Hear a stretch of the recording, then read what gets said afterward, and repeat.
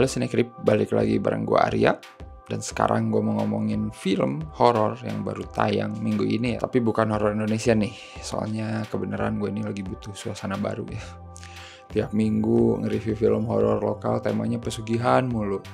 Buset, capek gue asli. Jadi secara random gue kemarin milih untuk nonton film horor Thailand yang tayang di bioskop. Judulnya adalah Death Whisperer 2. Ini adalah film sequel dari film pertamanya yang rilis tahun 2023 kalau nggak salah ya. Dan jujur gue nggak ngikutin franchise Death Whisperer ini. Asli gue nggak tahu menahu sama sekali. Gue kemarin iseng aja pengen tahu nonton film horor Thailand yang mungkin bisa ngasih gue penyegaran. Dan terbukti ternyata film ini adalah film horor action cuy, yang beneran menghibur. Film ini tuh bercerita tentang seorang eksorsis gitu, namanya Yak, yang diperanin sama Nadeh Kugimiya. Gue nggak tahu, kayaknya dia orang yang sangat terkenal di sana di Thailand. Tapi jujur gue baru lihat dia di film ini ya. Gue nggak tahu atau mungkin gue lupa pernah nonton di mana. Si Yak ini tukang eksorsisme yang agak-agak unik, berbeda gitu ya. Gak kayak dukun yang sangat konvensional. Dia ini lebih ngingetin gue ke karakternya Konstantin. Soalnya pas nge-eksorsis dia ini bawa shotgun cuy. Shotgunnya itu diisi sama peluru yang dalamnya itu air suci. Anjir, ngingetin banget sama Konstantin asli. Dan di film sequel ini, si Yak ini ceritanya lagi memburu setan yang pernah merenggut nyawa adiknya. Konfliknya itu mulai memanas ya ketika si Yak ini bersama partnernya, ada bapak-bapak tua gitu, namanya Sarge ya, dipanggilnya Sarge, harus ngejar si setan ini ke dalam hutan keramat gitulah. Kalau di sini mungkin kayak hutan alas pati atau apa gitu ya. Pokoknya ada sebuah hutan keramat yang di dalamnya itu dihuni sama para siluman, para dedemit, para setan. Dan setelah nonton di luar dugaan sih. Gue kaget karena film ini dari opening aja ya udah nyuguhin aksi yang seru. Aksi baku hantam cuy lawan orang yang kesurupan. Itu si Yak pertama itu kayak ngingetin adegan Konstantin di openingnya. Dan bukan sekedar aksi baku hantam doang ya. Unsur klinik di film ini tuh tetap ada dipertahanin gitu. Kayak misalnya si Yak ini selalu pakai kain gitu ya, dililitin ke tangan yang udah dibanjur air suci. Jadi pas nonjok orang yang kerasukan ini makin berasa cuy ke si setannya. Terus gue juga baru tahu di sini ini detail yang menarik ya.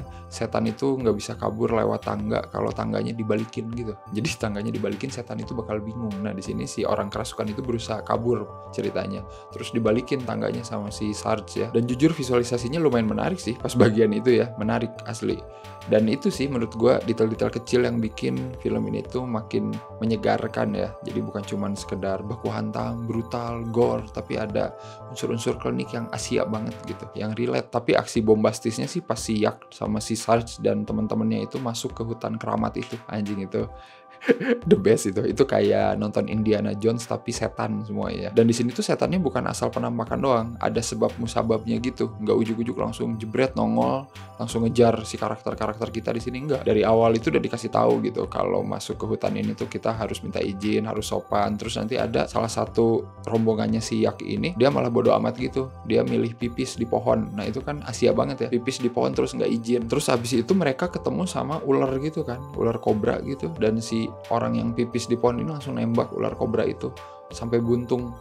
Padahal udah dikasih tahu kalau masuk hutan itu jangan menyakiti hewan. Nah nanti itu dibayar men pas mereka terjebak di hutan itu. Dan ya gue nggak akan cerita detailnya, tapi ya itu dia, terornya itu variatif. Si setannya ini pakai tipu muslihat gitu, yang nipu-nipu gitu. Jadinya ya seru, nggak boring. Plus ditambah jump scare-nya yang nggak ngotak asli. Ya ini dia nih. Ini kalau kalian suka horror jump scare, wah Death Whisperer 2 ini ngasih jump scare-nya nggak main-main. Dan satu hal ya, jump scare di film horror itu bukan sesuatu yang buruk, asalkan bisa nyimpen jump scare itu di momen yang tepat. Nah di Death Whisperer 2 ini gue akuin beberapa jump scare-nya tepat sih timingnya asli. Itu beberapa kali bikin gue anjing. Dan selain jump scare yang timingnya efektif ya, ini ada satu hal yang gak gue duga banget sih, komedinya anjir.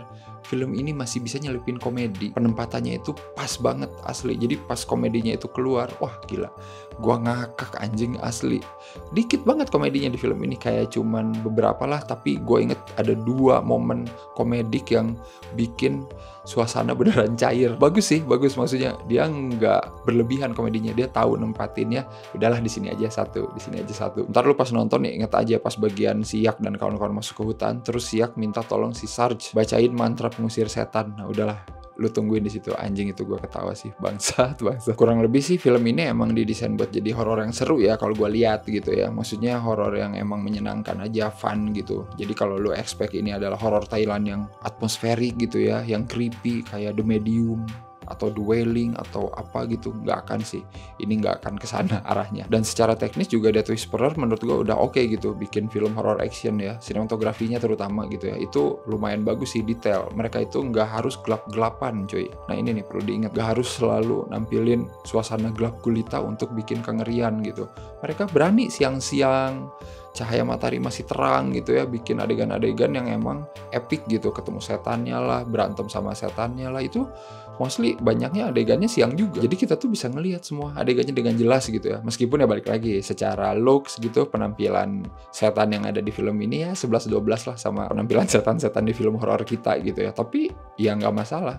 Itu mungkin emang intensinya kayak gitu, bukan bikin penampilan setan yang bener-bener bikin lu nggak bisa tidur gitu ya. Cukup aja ngebedain gitu. Tapi ada satu sih penampilan setan yang bukan setan sebenarnya, ini orang yang terkutuk gitu. Itu bagus sih menurut gue secara make up dan wardrobe. Kalau si setan yang dikejar sama si Yakma ya adalah standar ya, setan cewek, mukanya hitam gitu kan, terus matanya picek satu dan lain-lain. Tapi yang orang terkutuk ini yang ceritanya dia punya ilmu nggak bisa mati-mati, itu lumayan sih, oke banget make upnya, apalagi pas dia keluar dari rawa gitu, anjir itu kayak Swamp Thing men, asli. Dan bukan film Thailand ya kalau tidak mengangkat nilai-nilai di dalam keluarga, asik. Nah ini nih yang gue juga cukup terkejut, karena ya ternyata si Yak ini punya keluarga yang banyak tapi juga berperan penting gitu di film, signifikan banget lah, nggak cuma numpang lewat doang. Si Yaknya sendiri ya menurut gue cukup charming sih, dia sebagai karakter utama, maksudnya dia emang kayak di set badass gitu di sini, tapi yang nggak over the top juga gitu, mirip kayak karakter S lah kalau di franchise-nya Evil Dead ya. Gue nggak tahu sih aktor ini apakah main film aksi serupa juga, mungkin ada yang ngikutin sinema Thailand, kasih tau gue si yang jadi Yak ini emang sering main film action atau enggak, tapi di sini dia cocok banget sih. Pada akhirnya sih setelah nonton ini gue ngerasa Thailand itu ya masih punya amunisi gitu untuk ngembangin film horor mereka. Mereka kan selama ini kita kenal sebagai pembuat film horor yang serius mampus ya, yang serem, serius gitu. Tapi lewat Death Whisperer 2 ini mereka ngebuktiin juga bisa kok gue bikin horor yang senang-senang, yang gak bikin penonton mikir banget gitu, tapi tetap dapat keseruannya ya. Death Whisperer 2 ini membuktikan. Gue nggak tahu sih film pertamanya tipenya kayak gini nggak, konsep filmnya, treatmentnya.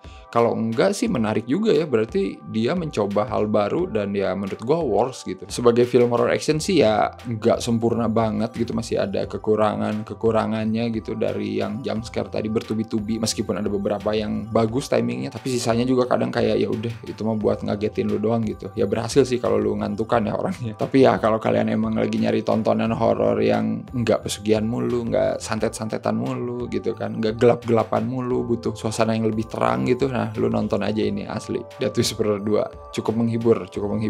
Jadi kalau mau gue kasih skor 7 lah dari 10. Gue jadi penasaran sih film pertamanya, tapi ya nggak tahu sih apakah kayak gini juga, atau mungkin nanti film ini bakal lanjut ketiga, karena ini potensial banget ya buat jadi franchise yang berkepanjangan. Silahkan kalian komen aja menurut kalian gimana Death Whisperer 2, atau yang udah nonton film pertamanya komen juga apakah film pertamanya kayak gini atau lebih seru yang pertama, lebih seru yang kedua. Silahkan komen, karena gue jujur baru nonton yang kedua ini secara random aja. Dan kalian juga bisa isi skor dan reviewnya Death Whisperer 2 ya, ada di scorefilm.com. Ya udahlah kalau kayak gitu, seperti biasa ya, jangan lupa untuk like, share, subscribe Cinecrip. Kalian juga bisa follow Cinecrip di semua media sosial. Join membership Cinecrip ya. Thank you banget yang udah join member sampai detik ini. Berkat kalian Cinecrip bisa terus produktif untuk bikin konten.